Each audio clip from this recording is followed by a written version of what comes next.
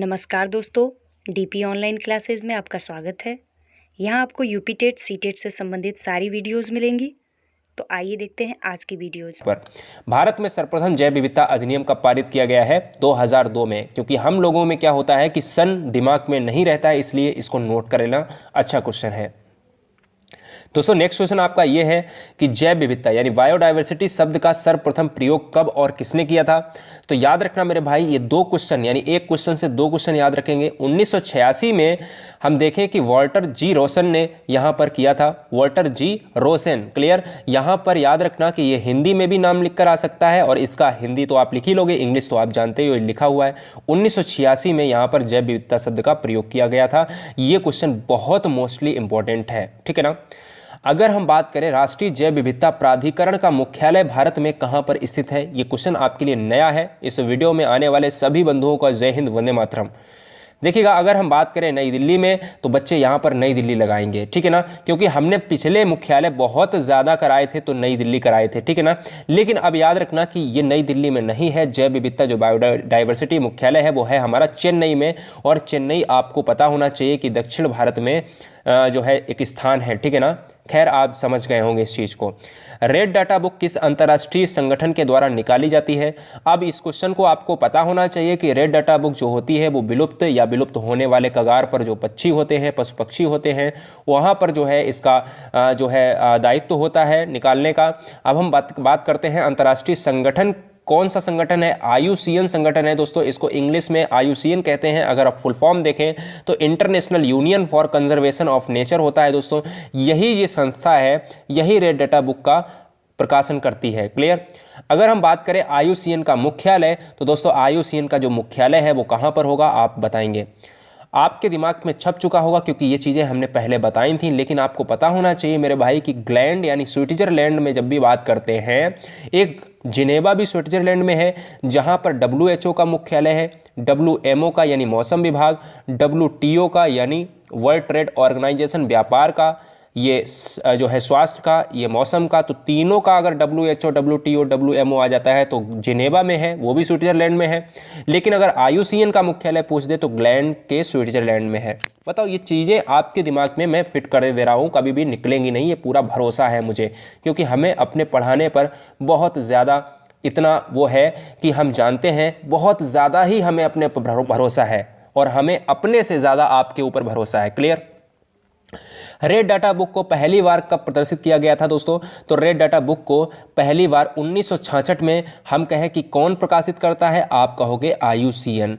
IUCN का मुख्यालय कहाँ है? आप कहोगे सर ग्लैंड में है। ग्लैंड कहाँ है? आप कहोगे सर स्विट्जरलैंड में है, ठीक है ना। बिल्कुल चीज़ें आपके दिमाग में घुस जानी चाहिए। रेड डाटा बुक जो बुक होती है वो संकटापन्न जीवों को किस रंग से दर्शाया गया है दोस्तों? बहुत इंपॉर्टेंट है। अब बात आती है कि पीला है, नीला है, बैगनी है, गुलाबी है, पिंक है, मतलब कुछ भी गुलाबी पिंक तो बात ये की है। लेकिन अगर हम बात करें दोस्तों यहाँ पर विलुप्त जो संकटपन्न है यहाँ पर वो पिंक है। पिंक को हम क्या कहते हैं इंग्लिश में? सभी गृहिणियों का जो कलर होता है बहुत ज़्यादा फेवरेट होता है, ठीक है ना। बात करता हूँ यहाँ पर क्या है, रेड डाटा बुक में संकट जो पन्न होती हैं यानी संकट से ग्रस्त जो जीव होते हैं उनको जो है यहाँ पर पिंक कलर से डिवाइड किया जाता है, दर्शाया जाता है। अगर हम बात करें नेक्स्ट क्वेश्चन की, नेक्स्ट क्वेश्चन आपका है संयुक्त राष्ट्र द्वारा कौन से दशक को जैव विविधता दशक घोषित किया गया है? बहुत सारे बच्चे यहाँ पर वीडियो को लाइक करेंगे, कोई फर्क नहीं पड़ता है। फर्क ये पड़ता है कि आप कितने लोग इसमें पूरा वीडियो देखते हैं, क्योंकि हमें क्या होता है नॉलेज से मतलब होता है, हमें लाइक अनलाइक से मतलब नहीं होता है। जो बच्चे हमारे पुराने हैं वो बहुत अच्छे कमेंट करते हैं, उन सभी के कमेंट हमारे माता पिता भी पढ़ते हैं दोस्तों। बात करते हैं यहाँ पर 2011 से 2020 तक संयुक्त राष्ट्र संघ द्वारा कौन से दशक जैव विविधता दशक घोषित किया गया? पूरा दशक होता है। दशक कितने साल का होता है? 10 साल का होता है। तो जैव विविधता से कोई भी क्वेश्चन छूटेगा नहीं, ठीक है ना। अगर मैं कहूं कि अगर नेक्स्ट टॉपिक है हमारा रामसर संधि किससे संबंधित है? इकोलॉजी एंड एनवायरनमेंट रिलेटेड मैं कह रहा हूं कि रामसर संधि जो है किससे संबंधित है? आर्द्र भूमि से संबंधित है। आर्द्र भूमि के लिए एक सम्मेलन हुआ था और दोस्तों कब हुआ था? 1971 में हुआ था क्या? बिल्कुल। अगर हम बात करें दोस्तों नेक्स्ट क्वेश्चन विश्व आर्द्र दिवस कब मनाया जाता है? तो दोस्तों अगर विश्व आर्द्र दिवस की बात आए तो 2 फरवरी क्या मारोगे? 2 फरवरी दोस्तों यहां पर मार दोगे, क्लियर। अब अगर हम बात करते हैं, ठीक है ना, अगर हम बात करते हैं 3 और डेट की, विश्व जल दिवस, जो बिल्कुल कभी नहीं भूलोगे, मैं पहले भी इसकी 3 बार चर्चा कर चुका हूं। विश्व जल दिवस आप कहोगे सर 22 मार्च, अगर मैं 1 महीना और बढ़ा दूं तो कितना आ जाएगा, 20 अप्रैल आ जाएगा। तो मैं कह दूं कि विश्व पृथ्वी दिवस कब होता है, तो आप सर कहोगे 22 अप्रैल को, ठीक है। अगर मैं इसमें भी 1 महीना बढ़ा दूं, 22 मई आ जाएगा। तो आप सर कहोगे कि विश्व जैव विविधता संरक्षण दिवस कब मनाया जाता है, तो 22 मई को। तो तीनों आपको दिमाग पे फिट कर लेना, जल, पृथ्वी, जैव विविधता, एक एक महीना बढ़ाते जाना, कभी भी भूलोगे नहीं। नेक्स्ट टॉपिक हमारा है जैव विविधता से। क्वेश्चन है, भारत में विश्व की कितनी प्रतिशत जैव विविधता है। तो दोस्तों अगर हम भारत में, इंडिया में अगर हम बात करें बायोडाइवर्सिटी का कितना परसेंटेज है, तो दोस्तों 7 से 8% है। अगर 7% अगर आपका आता है, 7.5% आता है, बस इतना याद रखना कि इन 7 और 8 के बीच में ही आएगा, या 7 और 8 दे देगा, इनमें से एक ही देगा आपको। क्लियर, ठीक है, बस इतना याद रखना, कभी भी दोनों आपको नहीं मिलेंगे। राष्ट्रीय प्रवाल भित्ति, अब प्रवाल भित्ति क्या होता है, मूंगे होते हैं जो चट्टानों में आप देखते हो, सीप होती है उसमें कीड़े रहते हैं। जी हाँ, अगर हम मोरंग देखते हैं तो उसमें भी होता है। तो प्रवाल भित्तीय अनुसंधान केंद्र क्या है दोस्तों, कहाँ पर है, पोर्ट ब्लेयर में, ठीक है ना। ये हमेशा क्या होता है, एक दीवार के रूप में काम करते हैं। क्लियर, बहुत बढ़िया। अगर हम बात करें अंतर्राष्ट्रीय टाइगर दिवस कब मनाया जाता है दोस्तों, तो अंतर्राष्ट्रीय टाइगर दिवस जब भी मनाया जाता है तो क्या जुलाई में मनाया जाता है। बिल्कुल सर, जुलाई में मनाया जाता है। कितनी जुलाई को, 29 जुलाई को। क्लियर, अंतर्राष्ट्रीय टाइगर दिवस जो है 29 जुलाई को मनाया जाता है।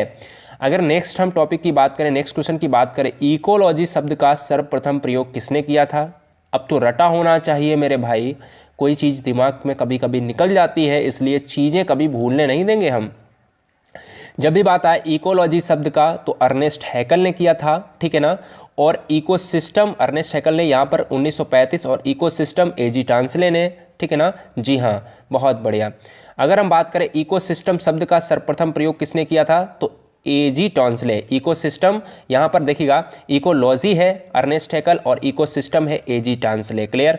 अगर हम बात करें बायोस्फीयर रिजर्व, बायोस्फीयर रिजर्व शब्द का सर्वप्रथम प्रयोग किसने किया दोस्तों, बहुत नए क्वेश्चन मिलेंगे दोस्तों यहाँ पर। बायोस्फीयर रिजर्व शब्द का प्रयोग किसने किया दोस्तों, एडवर्ड स्वेस ने किया है। ये एडवर्ड स्वेस साहब है, इन्होंने बायोस्फीयर रिजर्व का सबसे पहले सर्वप्रथम प्रयोग किया, यूज किया। क्लियर। चलता हूं एक नए क्वेश्चन की तरफ। प्रोजेक्ट टाइगर कब शुरू हुआ था दोस्तों, तो प्रोजेक्ट टाइगर दोस्तों शुरू हुआ था 1973 में। याद रखिएगा, कभी कभी 72 बुक्स में दिया होता है, तो आपके ऑप्शंस के अकॉर्डिंग ही लगेगा। क्लियर।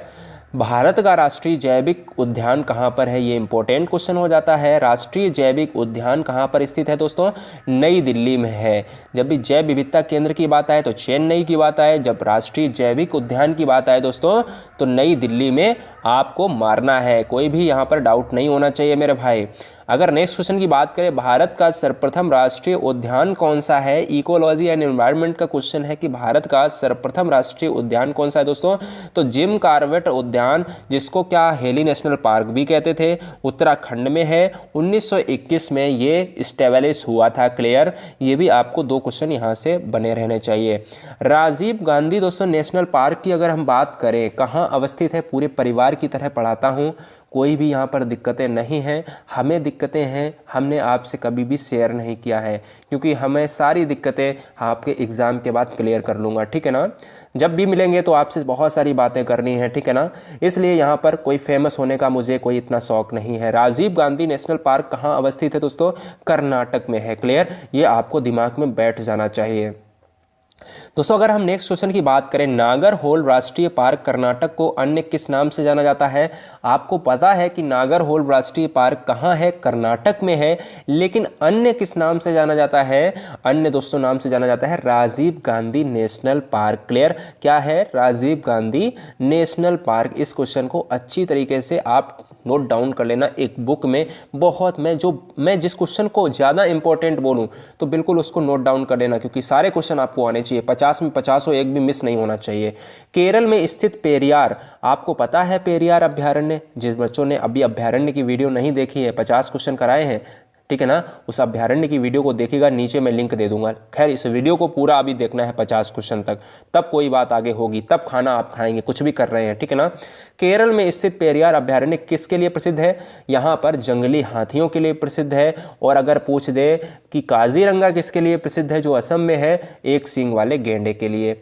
नंदा देवी जैव मंडल आरक्षित क्षेत्र किस राज्य में स्थित है? नंदा देवी जैव मंडल आरक्षित क्षेत्र दोस्तों किसमें है? उत्तराखंड से रिलेट करता है, और उत्तराखंड में को क्या है? नंदा देवी जैव मंडल, ठीक है। नेक्स्ट क्वेश्चन आपके सामने स्क्रीन पर है कि शीत मरुस्थल यानी कोल्ड डेजर्ट, डेजर्ट का क्या मतलब होता है? मरुस्थल का क्या मतलब होता है? रेगिस्तान।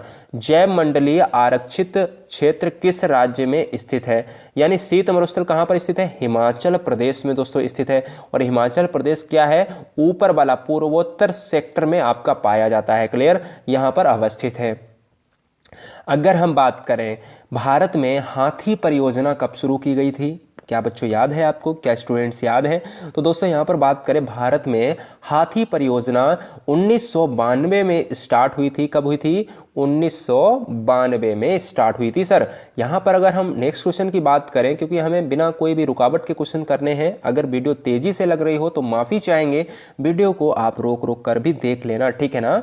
सबसे बड़ा मानव निर्मित पारिस्थितिकी तंत्र है। सबसे बड़ा मानव निर्मित पारिस्थितिकी तंत्र की बात आए तो क्या लगाओगे आप? तो सर ये लगा देना जो मैं बता रहा हूँ, एग्रो इकोसिस्टम। यानी इंग्लिश में अगर मैं बोलूँ तो एग्रो इकोसिस्टम, हिंदी में बोलूँ कृषि पारिस्थितिकी तंत्र, क्लियर।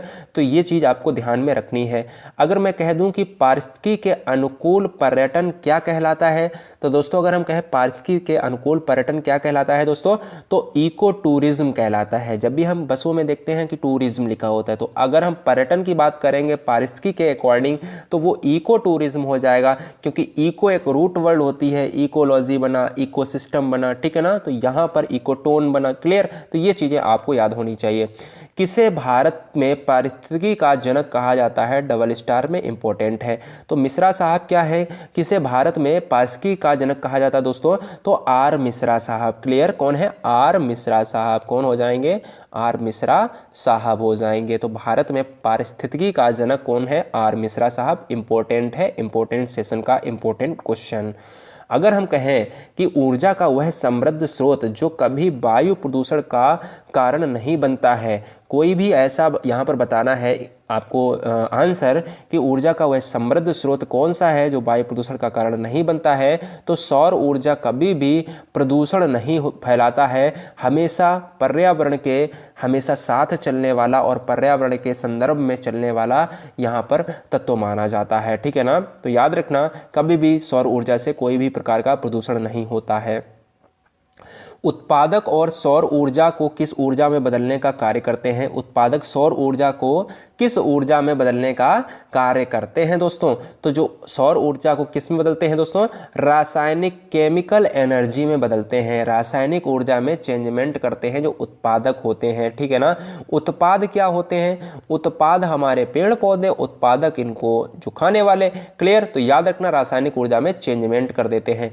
जीवों के कुल वजन के प्रति यूनिट को क्या कहा जाता है? जो जीवों का वजन होता है, कोई भी जीव हो उनका वजन होता है, उनके प्रति यूनिट को क्या कहा जाता है दोस्तों? तो प्रति यूनिट के वजन को कहा जाता है बायोमास कहा जाता है। इंपॉर्टेंट सेशन का इंपॉर्टेंट क्वेश्चन, क्लियर।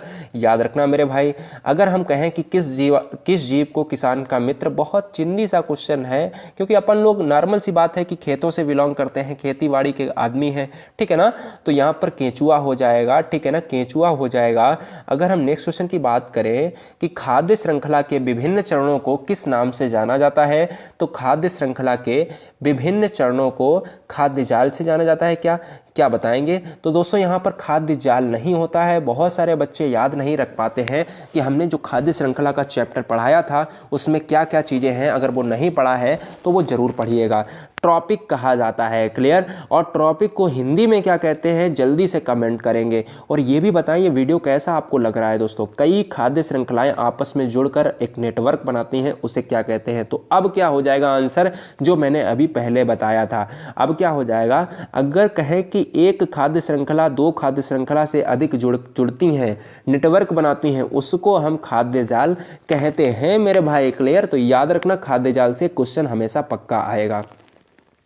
यानी पारिस्थितिकी तंत्र लिखा है, और इकोसिस्टम इंग्लिश में कहते हैं। शब्द का प्रयोग सर्वप्रथम किसने किया था? कब किया था, किस वर्ष किया था? 1935 में किया था। ठीक है ना, ये भी आपको याद रखना है। क्लियर। चलता हूं नेक्स्ट क्वेश्चन की तरफ। पारिस्थितिकी तंत्र शब्द का प्रयोग अभी मैंने बताया था एजी टांसले ने। अगर हम कहें कि अंतर्राष्ट्रीय जैव विविधता वर्ष कब मनाया गया दोस्तों, तो अंतर्राष्ट्रीय जैव विविधता दिवस कब मनाया गया? सन 2010 में मनाया गया है। ये इंपॉर्टेंट है, इंपॉर्टेंट सेशन का इंपॉर्टेंट क्वेश्चन बायोडाइवर्सिटी का। जैव विविधता शब्द का प्रयोग सर्वप्रथम किसने किया था? अभी मैंने बताया यहाँ पर ईओ विल्सन ने। यहाँ यानी जैव विविधता शब्द का प्रयोग अगर हम आए तो ईओ विल्सन हो जाएगा। क्लियर। यहाँ पर इंपॉर्टेंट सेशन का इंपॉर्टेंट क्वेश्चन भी रहता है, और ऊपर वोल्टेयर वाला वहाँ पर फर्क भी समझना आपको चाहिए। क्लियर। अब हम चलता हूँ यहाँ पर देखिएगा, क्योंकि आपको क्या है ना, ऑप्शंस में एक ऑप्शंस में रहना चाहिए, दो ऑप्शंस में कभी नहीं मिलने वाले। क्लियर। यहाँ पर अगर हम बात करें किसी क्षेत्र में बायोमास में वृद्धि की दर को क्या कहते हैं दोस्तों? अगर बायोमास में वृद्धि होती है तो उसको हम क्या कहते हैं? उत्पादकता कहते हैं। ठीक है, बायोमास में अगर वृद्धि हो रही है तो उसको उत्पादकता कहते हैं। भारत में प्रथम जैव मंडलीय क्षेत्र का नाम क्या है? तो भारत में प्रथम जैव मंडलीय क्षेत्र का नाम क्या है? नीलगिरी है। और नीलगिरी क्या है आपका? दक्षिण भारत के क्षेत्र में यहाँ पर आपके प्राप्त होती है, एक पहाड़ी है। यहाँ पर बात करते हैं भारत के प्रथम जैव मंडलीय क्षेत्र नीलगिरी की स्थापना कब हुई थी? अब हम नीलगिरी तो पढ़ा है, लेकिन स्थापना भी देखनी है दोस्तों। तो स्थापना 1986 में हुई थी। अगर हम जैव विविधता की भी बात करें तो जैव विविधता शब्द का प्रयोग भी हमें 1986 में किया गया था। छाया प्रिय पौधों को क्या कहा जाता है दोस्तों? छाया प्रिय पौधे होते हैं, क्या कहा जाता है दोस्तों? यहाँ पर हेलियोफोबस कहा जाता है। ठीक है ना, हेलियोफोबस कहा जाता है। क्लियर। याद रखिएगा मेरे भाई, याद रखना इस क्वेश्चन को, बहुत इंपॉर्टेंट। ऐसे ही हमारे और वीडियोस देखने के लिए हमारे चैनल को लाइक करें, सब्सक्राइब करें